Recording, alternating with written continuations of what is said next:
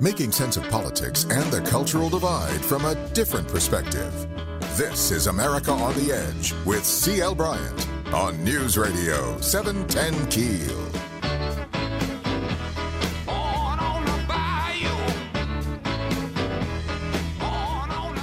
Hello, citizens. It's a great day in the USA, and it is the weekend.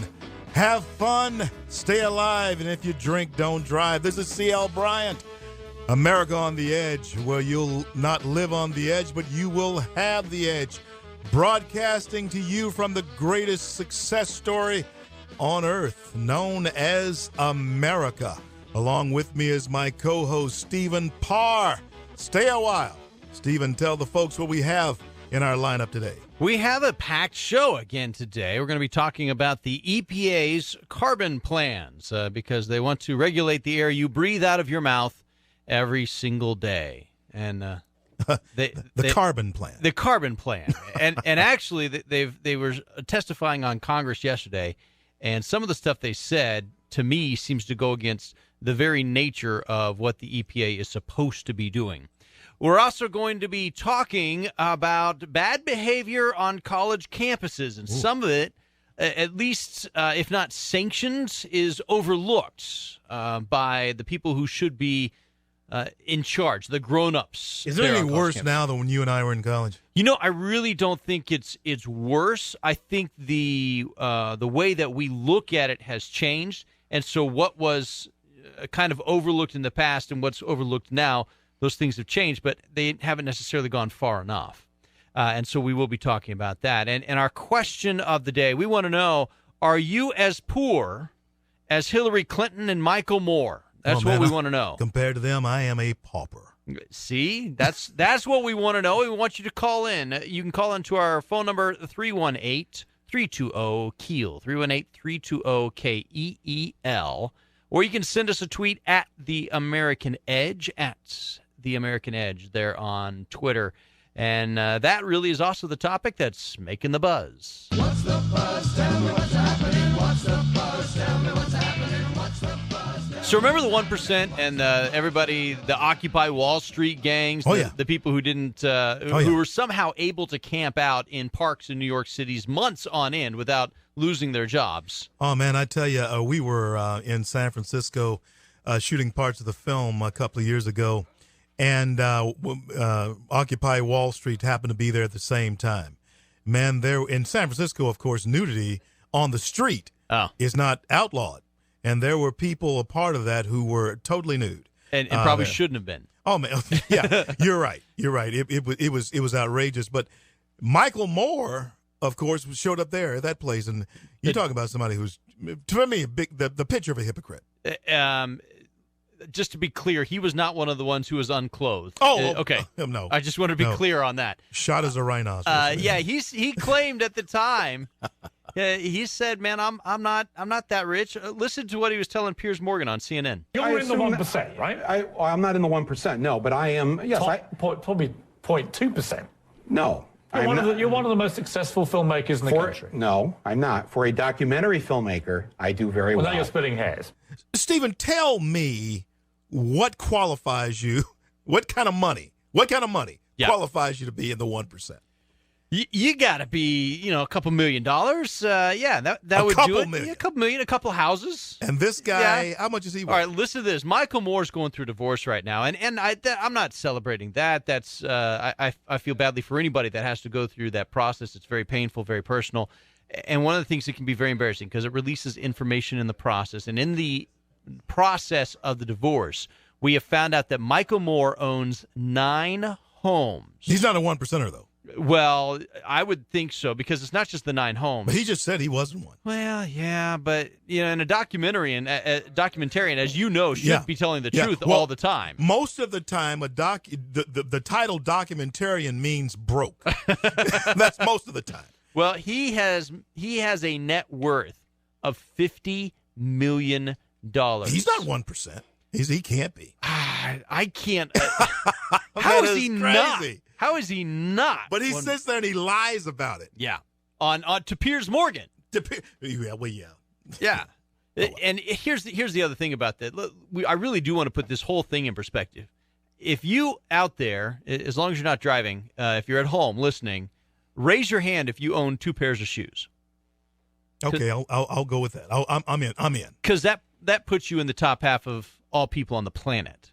That's amazing. Okay? You know, for refrigeration, we're blessed to have it. Absolutely. Yeah. So, and then you're at 50 million and you say you're not rich. Man, if you have 2 pairs of shoes, yeah, you're doing pretty well. Is Hillary rich? Hillary is also rich, but she claims she hasn't always been. Listen to what she was telling Diane Sawyer earlier this year. It has been reported you've made $5 million making speeches. The president's made more than $100 million. Well, if you have no reason to remember, but we came out of the White House not only dead broke, but in debt. What kind of gall does it take? I just don't understand. What kind of gall does it take to tell that kind of lie? According to CelebrityNetWorth.com, she's worth over $100 million. Amazing. She puts Michael Moore to shame. Right, yeah. Well, maybe he was comparing himself to them. Maybe. Yeah, compared to Obama's, he's not in the top 1%. He's in the bottom 25. Exactly. Compared to the Clintons as well. Tell Hillary to bring back our stuff that they took from the White House. But that is our stuff.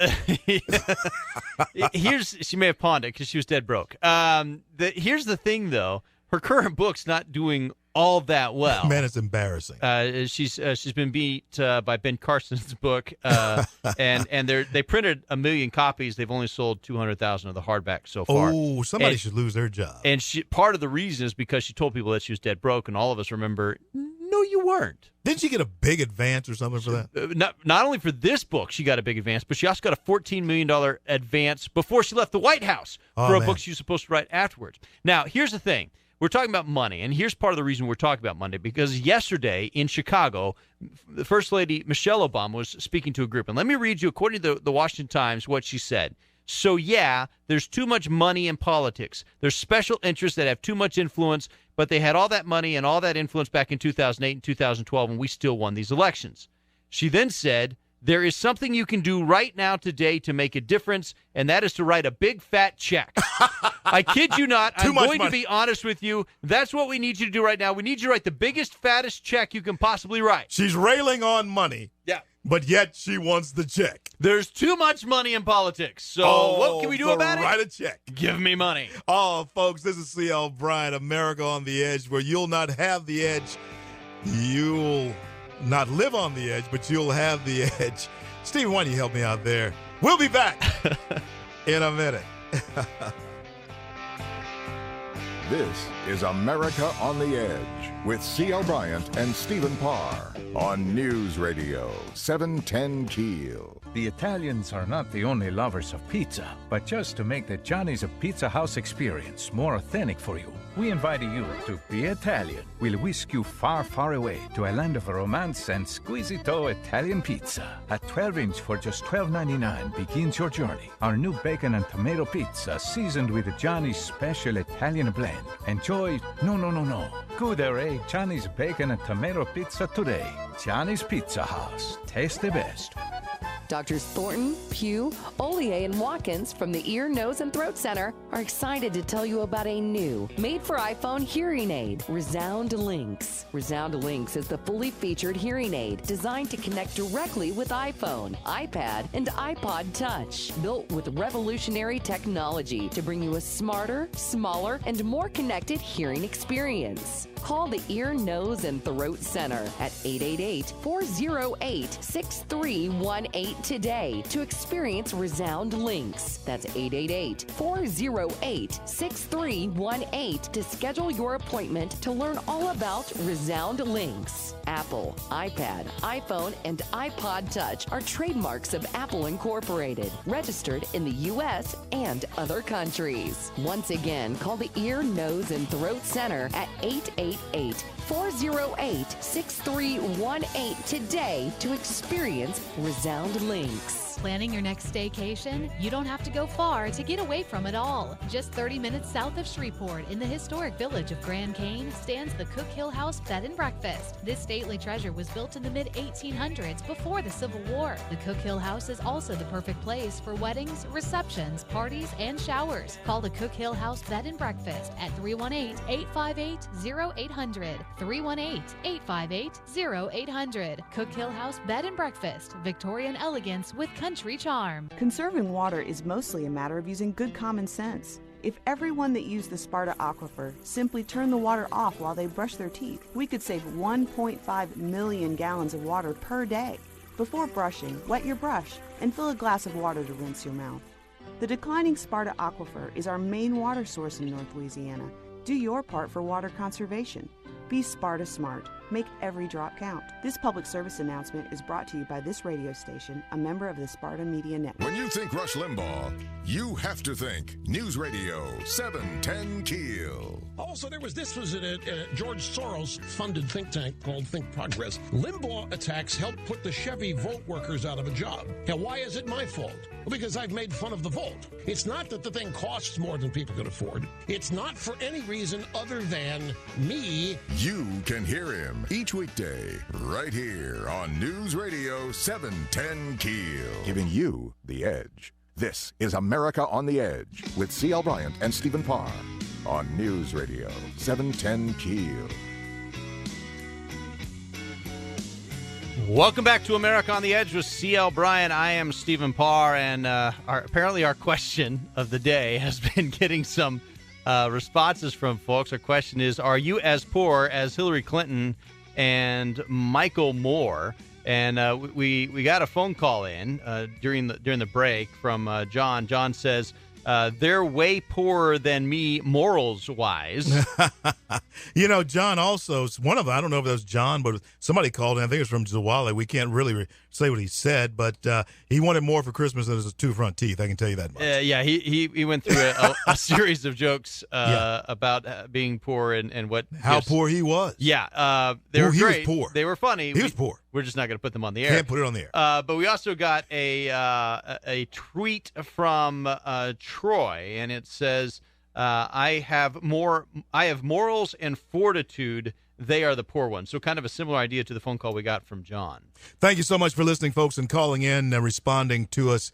The EPA decision, Stephen, what we got on that? Well, earlier last month, the Supreme Court knocked down part of the EPA's plan to regulate carbon dioxide. The Environmental Protection Agency is trying to regulate carbon dioxide. They're calling it carbon pollution because they say it leads to global warming. Mm-hmm. I say they're completely wrong. I'm not the only one who says that. But I do want you to listen to how they started justifying what they're doing. There was a testimony yesterday before the Senate, and the EPA chief, Gina McCarthy, was, well, I'm going to let her explain why she thinks that we should do this rule. Listen to it. Every state gets to look at what they want for their own fuel diversity, what they want to invest in. And the great thing about this proposal is it really is an investment opportunity. This is not about pollution control. Oh, so it's not? Yeah. This is an investment opportunity, not about pollution control. Let me qualify something right quick, Stephen, as the folks listen to you. Stephen Parr, my co-host, is a scientist. He's a meteorologist. That is his background. And when he speaks on this, he is speaking from a position of authority on this particular topic. And so we're bringing it to you in an edgy way. Go ahead, Steve. So they say it's not about pollution control. This is an investment opportunity. I want to read the mission statement for the EPA. The mission of the EPA is to protect human health and the environment, to ensure that all Americans are protected from significant risks to human health and the environment where they live, learn, and work. National efforts to reduce environmental risks are based on the best available scientific information. Do they determine what the risk to human health is? Is that their job? Is that what they have given themselves as a job description? They have given that to themselves as part of their Clean Air Act, is to determine what is and what is not a pollutant. And when Obama first came into office, they started trying to regulate carbon dioxide as a pollutant, saying that it would lead to bad health. Let me ask you this about carbon, Stephen. Sure. Is carbon itself a pollutant. No, it is one of the 4 fundamental building blocks of life. All life must have carbon, oxygen, hydrogen, and nitrogen to survive. If you don't have those 4 chemicals, there is no life. So there is no such thing as carbon pollution. It'd be like saying oxygen pollution. Plants have to have carbon dioxide in order to live. And actually, plants would grow much better in much higher carbon dioxide amounts than we currently have in the air around us right now. That is a greenhouse. When you have actual greenhouses, not the greenhouse effect, but actual greenhouses, right. They pump in extra carbon dioxide in there to make the plants grow faster. So without us, the plants die. And without the plants, we die. That's right. It's almost like the whole thing was kind of designed nice. Isn't and that neat. amazing? And it's pretty interesting. Wow. But yeah, we need plants to make oxygen for us. Plants need carbon dioxide in order to be able to make that oxygen. Wow. We do get those inalienable rights from, as our founder said, our creator. And let's talk about how much carbon dioxide we're actually talking about. Say you have 100,000 molecules in the air. So you just grab a group of air and say there's 100,000 molecules in there.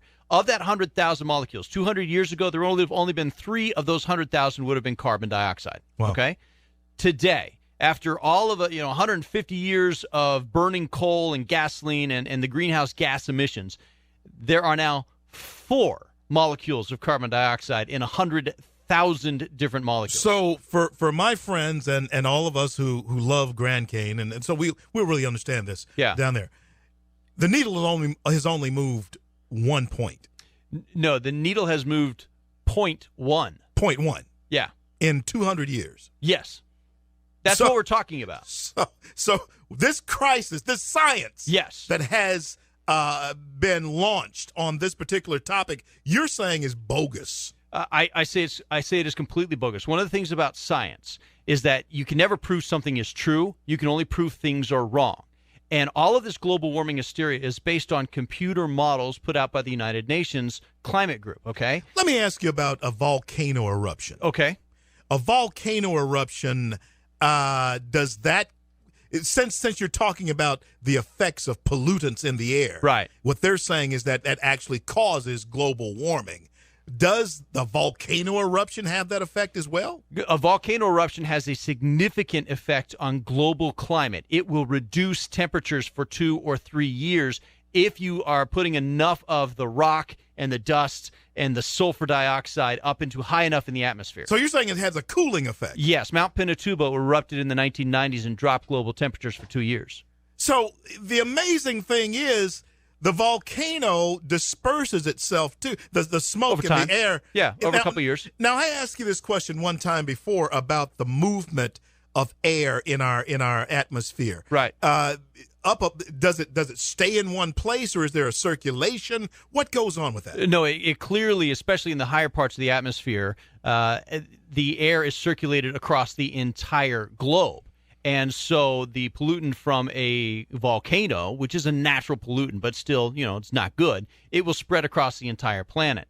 The higher up a pollutant goes in the atmosphere, the faster it's going to spread across the planet. Stuff at the low of the surface tends to hang out in a localized region. So the stuff in China and India where they're really polluting. They are. It pretty much hangs around where they are. Especially some of the heavier molecules will hang out there. The lighter molecules will rise up. The EPA has no authority to go after them, though. Not at all. And the EPA was shut down on some of the rules they were trying to implement by the Supreme Court. So they can't regulate individual businesses. They can regulate power plants under this new plan.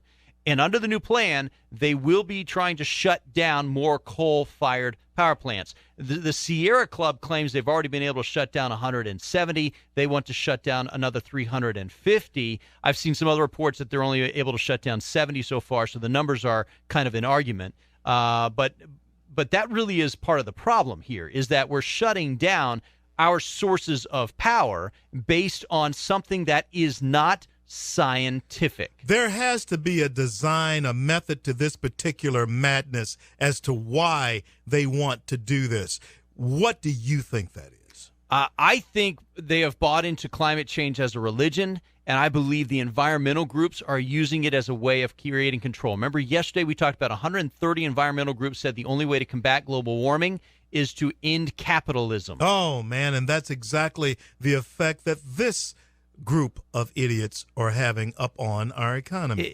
You've heard of the show on Netflix, Orange is the New Black? Yeah. Yeah. For me, green is the new red. Yeah, but orange will never be black for me. No, I understand that. But green is the new red. Red being socialist, communist.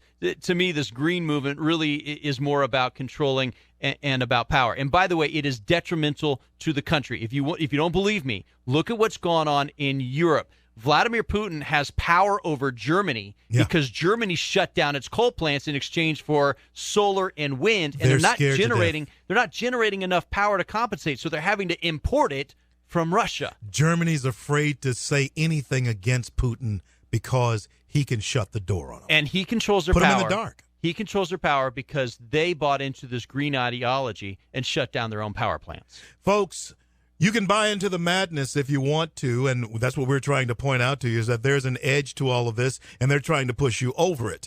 They're trying to drive all of us over that precipice, that abyss where we can't return from. Be aware of what's going on in this land. Stay tuned. This is CL Bryant, America on the Edge with Stephen Parr. Back in a minute. You're listening to America on the Edge with C.L. Bryant and Stephen Parr on News Radio 710 Keel. Hello, everybody. This is Henry Burr. God, faith, and freedom are not free.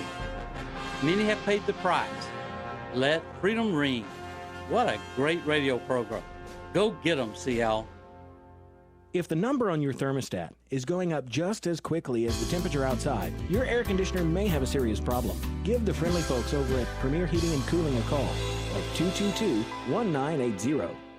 Have you ever thought, I wish I didn't have to search for the best price on printing or direct mail? Tired of trying to design your own material on some confusing website just to get to the end and it's not that professional look your business needs? Well, stop searching and call Graphic Industries. We've been waiting on your business, ready to help you with your printing and direct mail needs. Graphic Industries offers all types of print, stationery, brochures, flyers, catalogs, door hangers, books, pocket folders, postcards, variable printed letters, and much, much more. Graphic Industries can direct mail for you, too.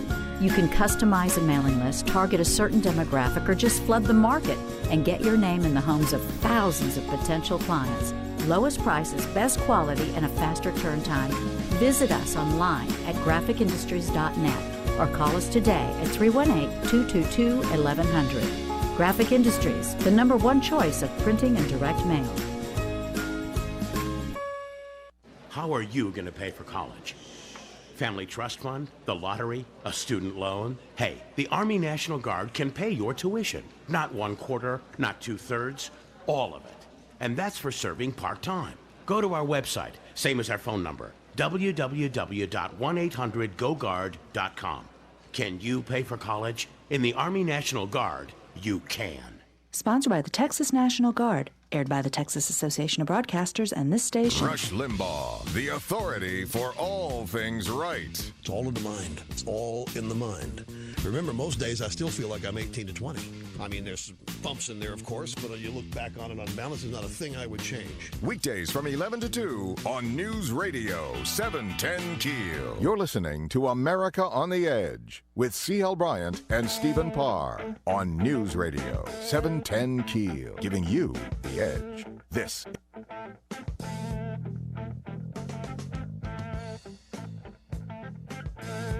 Welcome back to America on the Edge with C.L. Bryant. I am Stephen Parr, and we're asking you today, our question of the day today is, are you as rich as Hillary Clinton and Michael Moore? But one of the things we're also finding on our Facebook page, which is facebook.com/America on the Edge, we get people still responding to questions we had a couple of days ago. And yesterday our question was, do you think that you agree with the Fox News poll? It said 58% of Americans believe the president's incompetent.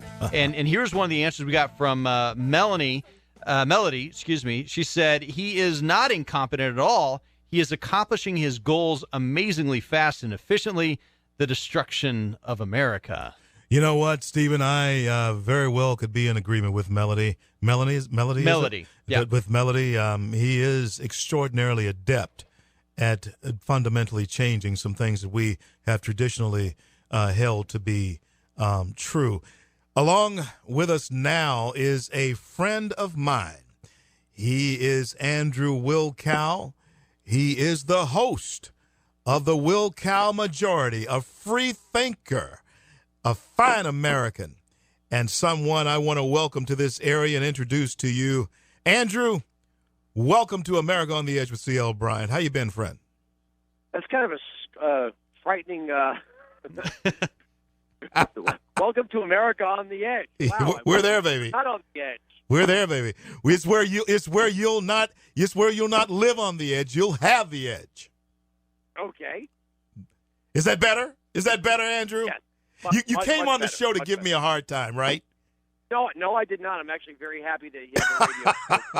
I've known you for years now, and I know your personality. I know your ability to raise up an audience at a live event, so I'm not shocked at all that somebody would think to put you on the radio. Thanks a lot for your support, and thanks for calling in. Wanted to talk to you today about some things that you and I have talked about on several occasions, both personally and privately, and then on your programs. Let's talk about race here for just a minute. You live there in New York City, or you live in Jersey, but work in New York. I used to live in New York City. Yeah.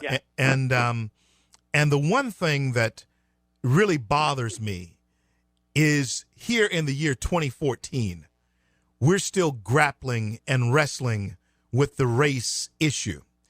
Is it that prevalent in New York? Because I think down here in the South, we've gotten over a lot of things that you guys are still wrestling with. What do you say about that? I don't say me. I don't have anything to get over. As far as race baiting as a full-time job, no, that's thriving here in New York City.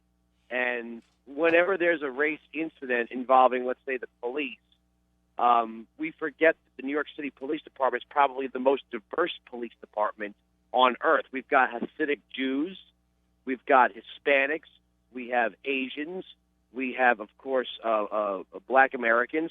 I mean, there's no one that is not represented on the NYPD, and there are things though that I can see through different lenses, like stop and frisk.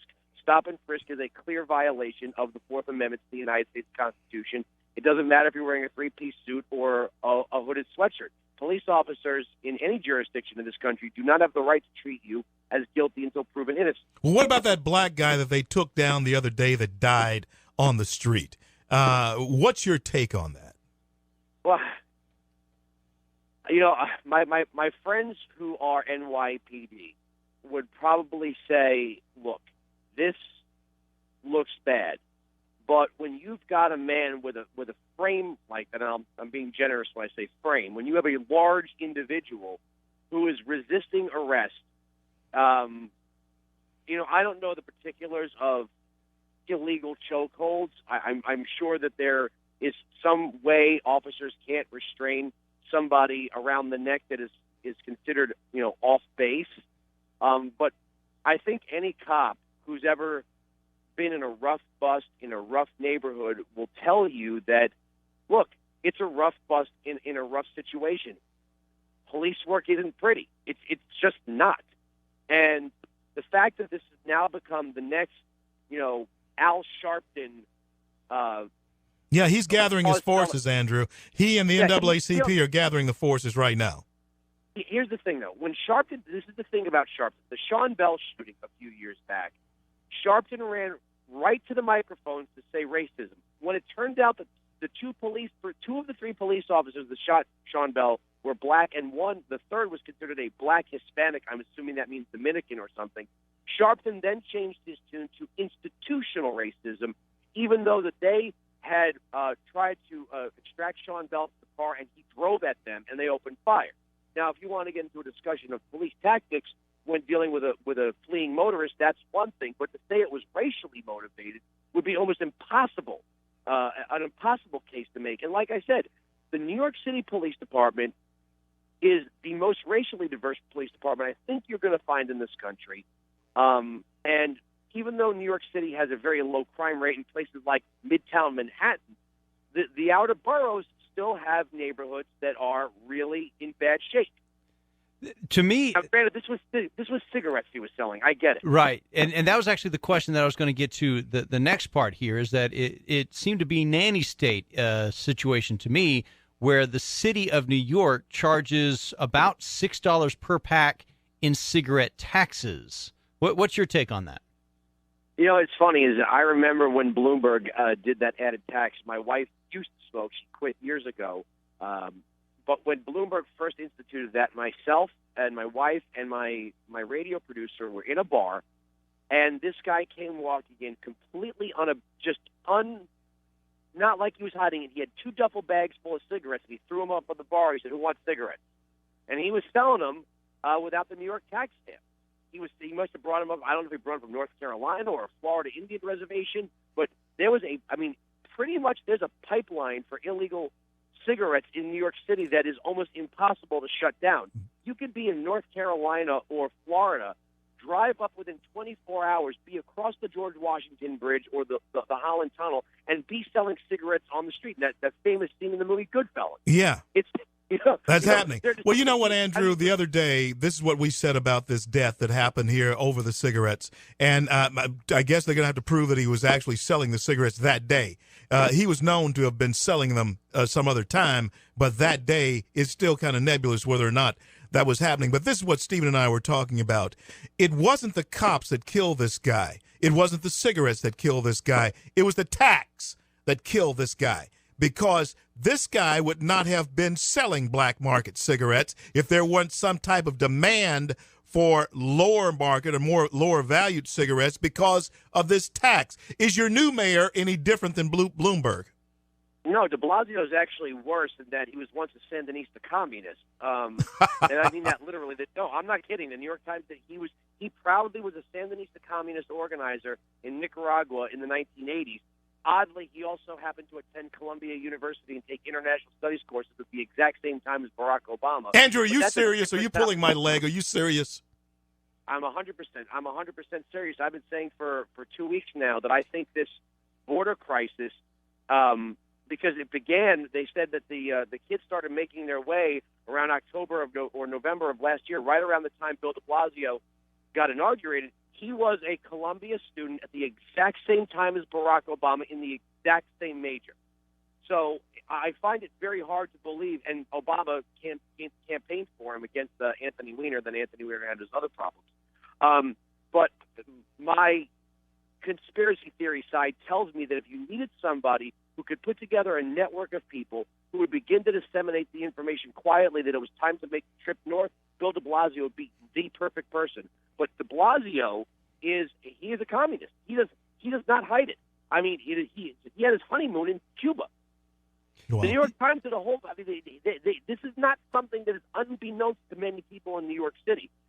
It wasn't that long ago when just calling someone a liberal was considered a bad word. Now you can point out someone's a Sandinista or a communist, and it doesn't seem to really have. It doesn't raise an eyebrow, does it, Stephen? Why is that? Well, because in this case, he really is. It was not like just some college campus fling he had, like Hillary Clinton and Saul Alinsky. This guy, he was the real deal. I mean, he went to Cuba, he went to Nicaragua. He was an organizer in the organizer sense, but I mean, really hardcore, bearded, left-wing Marxist kind of way. And he has continued a lot of those Bloomberg nanny state policies. But here's the thing about what Bloomberg has done. He's turned the New York City police force into a nanny state. You got 40,000 cops for America's largest city, and they police everything from homicides and sex trafficking to outdoor cigarette smoking and 16-ounce sodas. But just one thing, just one thing that you did say there, and I just want to clear it up so I get it straight in my mind. You weren't indicating that Hillary Clinton and Saul Alinsky had some kind of fling, did you? No, I think she flirted with his ideology. Okay. I'm there. Listen, man. I'm educated in Louisiana. Okay. All right. Now we're very bright down here. We're very smart here, but we don't get that New York terminology sometimes. We're very moral people. Very moral people. I think she flirted with the ideology and then became more coat and tie. Whereas de Blasio, I don't think became as coat and tie as your run of the mill Democrat. Gotcha. Gotcha. But So- these policies, I mean, the New York City Police Department has, like I said, has to police everything from terrorism to sex trafficking to homicide to, and it started with Bloomberg, the outdoor smoking ban, the ban on trans fat, the ban on 16-ounce sodas, the ban on visible salt shakers. I mean, some of this stuff is so insane that the police, no matter how much they're funded, how do you patrol a city and keep it safe while you're spending half your time making sure that people are not smoking outdoors in places like Times Square, of all places? Waste of time. Are you suggesting that we don't have our priorities completely set up when we're managing government? I would say, New York City's big problem now is this is not a joke. I swear, CL, I will take you and it's Times Square to show you this. They now have a problem with people who wear mascot costumes. And if you haven't seen Racist Elmo on YouTube, you have to see it. It is Racist Elmo? Racist Elmo. There's a guy who dresses up in an Elmo costume in New York City, and he just spews out racist rhetoric. But there's 30 different Elmos, 30 different Cookie Monsters. There's 10 guys as a Captain America or Iron Man or Batman, and they're the new panhandlers. They aggressively push people to take pictures with them and then give them money. Now the NYPD is trying to crack down on that. So they literally have a million different things to do, and this stupid cigarette ban. I mean, literally you go across the George Washington Bridge and a pack of cigarettes drops $3.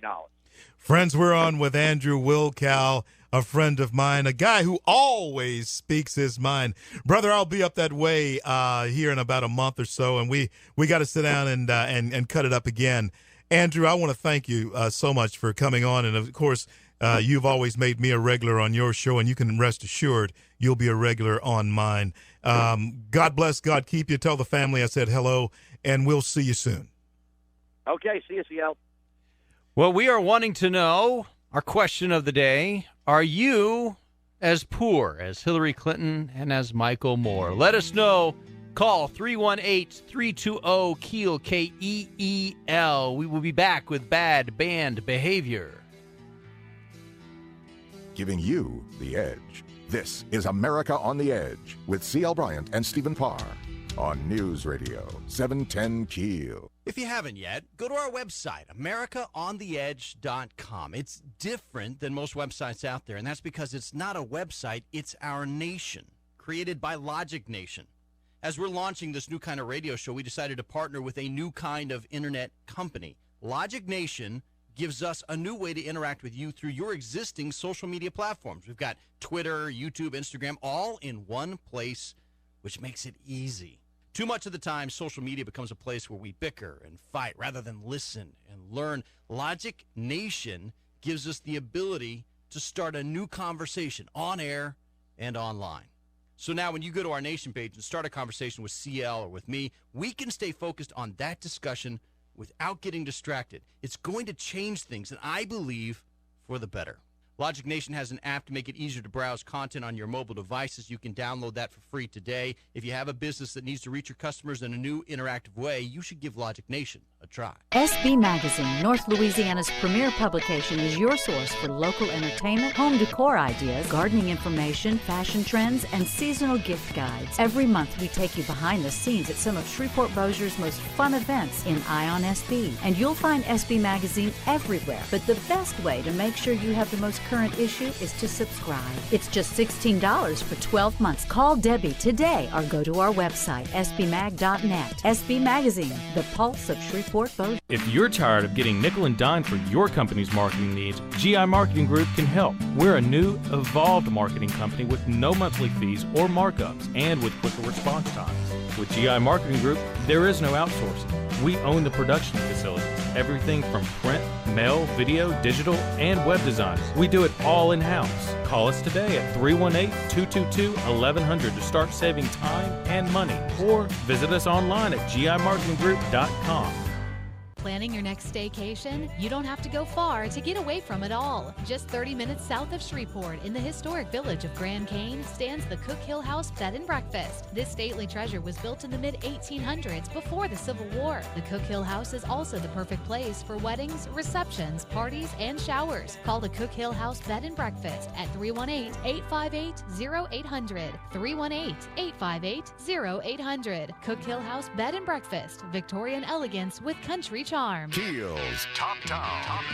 John Lee will tell you which one it is every weekday at 5:30. Then you can log on to 710keel.com. Join the VIP club and start earning points. This is America on the Edge with CL Bryant and Stephen Parr on News Radio 710 Keel. Welcome back to America on the Edge with CL Bryant. I am Stephen Parr. Our question of the day, are you as poor as Hillary Clinton and as Michael Moore? Let us know. You can give us a phone call, 318-320-KEEL. You can also send us a tweet if you are Twitter talented, and you can send that tweet to @TheAmericanEdge. Twitter talented. Twitter I like talented. That. Yeah, I just came up with that. That's good. I should hashtag that. Yeah. Or as we said in my day, £sign that. If you'd like to support the show, you can send us an email to at AmericaOnTheEdge.com. AmericaOnTheEdge.com. AmericaOnTheEdge.com.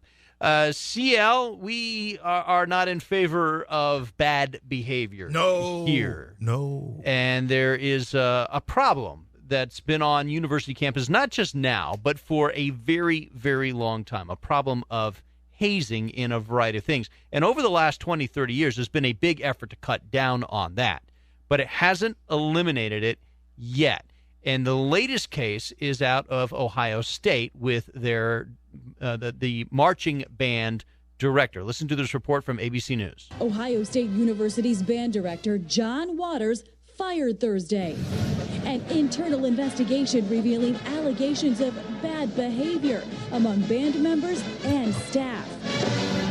And a sexualized culture, one that Waters allegedly failed to stop or address its effects. You have to nip that kind of thing in the bud. I remember a great football coach out of Ohio State, Woody Hayes. Yeah. Many, many years ago, and you're probably just a little bit, a shade young to remember this, but those of you out there, our listeners who are listening in, you remember when Woody Hayes, he actually hazed this guy, one of his own players, on the sideline, got fired for it. So there's been a sort of a history of folks at Ohio State acting rudely. And I don't want to go too political correct with this, because there's certainly an element of PC that gets thrown into this, and sometimes this allegations of hazing goes too far. So I wanted to make sure I read the actual investigation to the report. It's a 23-page report that was released on July 22nd, and as you heard in the article, the band director was fired yesterday by the new president of the university.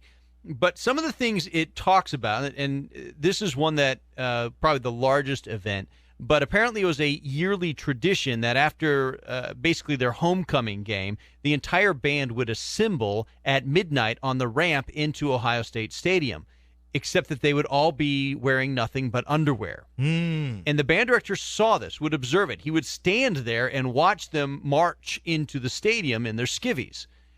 This was a tradition that had gone around for a while. Was he a part of the band before he became the director? I mean, was he a student there? He was a student there. He was a member of the band there. And then after graduating at some point, he became the assistant band director and rose up through the ranks. He has spent most of his life involved with this band in one way or another. You know, Stephen, I guess it makes it easier to understand, although you cannot tolerate that. Yeah. It does make it easier to understand, because in his mind, I mean, just sort of analyzing this out, he was carrying on a tradition that was a part of that culture. And if you've bought into the tradition as an 18-year-old, and you stay within that organization until you are a grown adult into your 40s and 50s, some of that stuff, you're not going to question it as if instead if you were to come fresh onto the scene.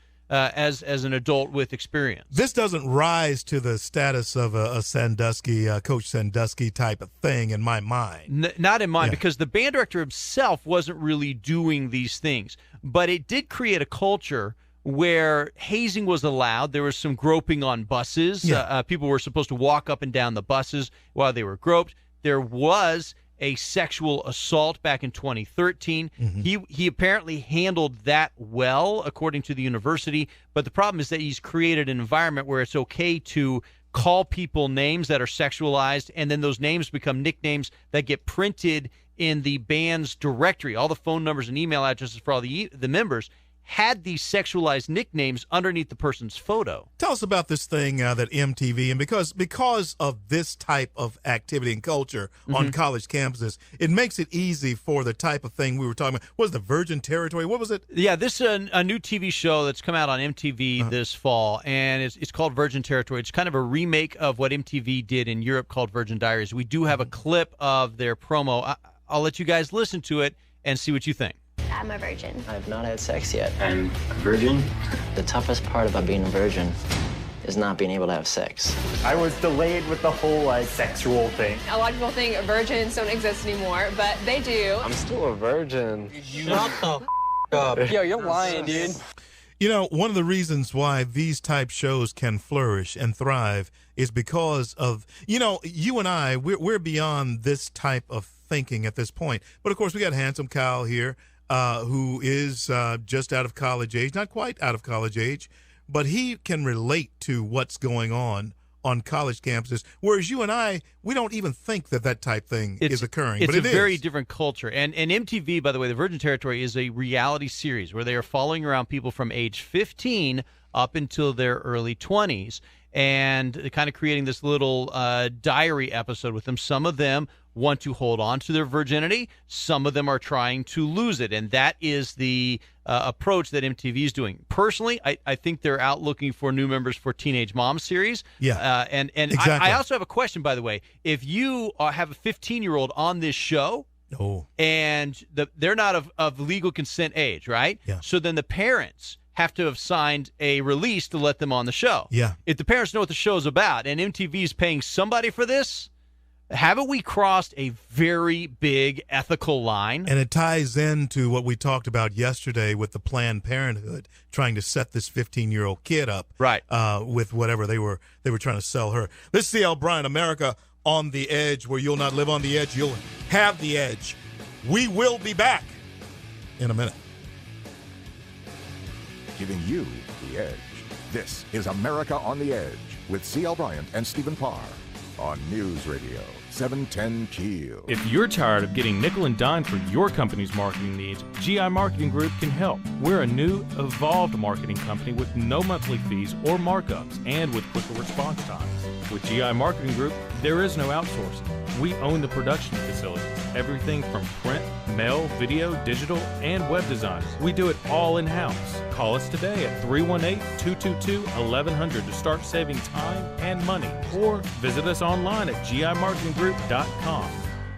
Doctors Thornton, Pugh, Ollier, and Watkins from the Ear, Nose, and Throat Center are excited to tell you about a new, made-for-iPhone hearing aid, Resound Links. Resound Links is the fully featured hearing aid designed to connect directly with iPhone, iPad, and iPod Touch. Built with revolutionary technology to bring you a smarter, smaller, and more connected hearing experience. Call the Ear, Nose, and Throat Center at 888-408-6318 today to experience Resound Links. That's 888-408-6318 to schedule your appointment to learn all about Resound Links. Apple, iPad, iPhone, and iPod Touch are trademarks of Apple Incorporated, registered in the U.S. and other countries. Once again, call the Ear, Nose, and Throat Center at 888-408-6318 today to experience Resound Links. Hello, everybody. This is Henry Burns. God, faith, and freedom are not free. Many have paid the price. Let freedom ring. What a great radio program. Go get them, CL. If you're in need of a good plumber, perhaps you need work on your heater. or especially right now with cooling and refrigeration systems. If you need help, give the friendly folks at Premier a call at 222-1980. You don't have to go far to get away from it all. Just 30 minutes south of Shreveport in the historic village of Grand Cane stands the Cook Hill House Bed and Breakfast. This stately treasure was built in the mid-1800s before the Civil War. Today, antiques and homemade quilts fill king and queen size suites. Rooms come fully furnished with private baths and free cable and Wi-Fi. Plus, you get a homemade country breakfast from Grand Cane Gourmet Jane Bryant included in your reservation. The Cook Hill House is the perfect place for weddings, receptions, parties, and showers, or when simply planning your next staycation. Call the Cook Hill House Bed and Breakfast at 318-858-0800. 318-858-0800. That's 318-858-0800. Cook Hill House Bed and Breakfast. Victorian elegance with country charm. You're listening to America on the Edge with CL Bryant and Stephen Parr on News Radio 710 Keel. Welcome back to America on the Edge with C.L. Bryant. I'm Stephen Parr. We are covering some breaking news here coming out of Israel. USA Today, Reuters, CNN, and Yahoo all reporting there is going to be a 12-hour lull, a temporary ceasefire in the fighting in Israel between Israel and Hamas. This goes into effect starting at 7 o'clock tomorrow morning, their time, Saturday morning. I'm understanding that Israel imposed that ceasefire themselves. That's right. There was a longer ceasefire. It was trying to be brokered by the United States, by John Kerry. And they rejected that. They kicked that out. And by the way, the Israeli Defense Council unanimously rejected that one. They rejected Kerry like they reject Obama. And like Obama has rejected Netanyahu. And like Obama has turned his back, seemingly, on Israel. Has he said anything about the rockets coming into from Russia into Ukraine? Ukraine. I've still not seen him say anything. He about hasn't said anything about that happening. He has condemned the rockets going into Israel. And, of course, they have lifted the flight ban into Ben Gurion Airport that the FAA had instituted. There was a 2-day ban on that. By the way, I do think it's interesting that this temporary ceasefire that Israel is going to institute unilaterally, I think it's interesting it comes on the Sabbath. Yeah, and it would be good to have a good Shabbat, as they say there. You know, folks, Israel has always been the one to keep those ceasefires. It's always been the guys who they are, in fact, in this case, they are doing this for humanitarian reasons. Yeah, and it's not humanitarian reasons for Israelis. Right. It's humanitarian reasons for Palestinians. Right, because Hamas is using the human shields. Right. And Israel is, in fact, doing this for their sake. But I can pretty much bet you that Hamas will be the first to break that. They lob the rockets at Israel. Yeah. Yeah, they lob the rockets. They do. And I think it's because Hamas understands that the situation they're in right now is untenable, that if Hamas is not able to break the blockade that was instituted by Israel and Egypt, Hamas is going to be done. And I think they also understand that because of the power change in Egypt, with the Egyptian government not wanting to support the Muslim Brotherhood, and with Saudi Arabia being fine with Hamas being put out of business as well. Everybody wants them out of business. Everybody except for Iran. Everybody except, and hey, that tells you enough right there. Well, folks, we have to leave you now, but we hope to see you again, good Lord willing, on Monday. And we thank you so much for listening to us here, America on the Edge.